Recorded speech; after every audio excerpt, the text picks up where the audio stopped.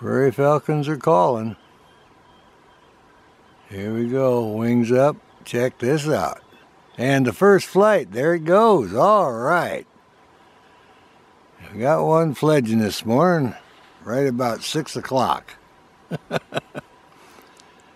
So we have two that fledged earlier, so this makes 3 now.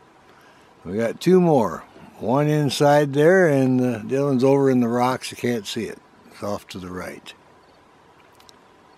All right. Well, we'll wait for the next feeding from our female kestrel.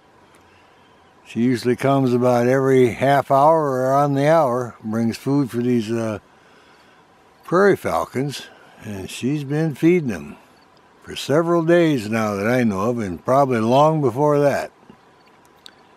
I figure that a raven might have got her youngsters, and they've been nesting here next to the prairie falcons for years, so the kestrel and the prairie falcons get along anyway, and she just started feeding these, heard them hollering, I guess, and she was lonesome for her brood.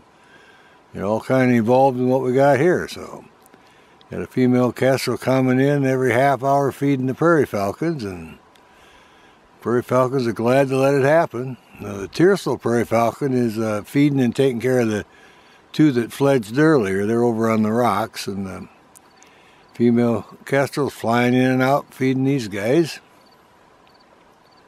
So we'll keep an eye on them. We got pretty good lighting now and not too much wind. And it's just about due for her to come sailing in here with some food.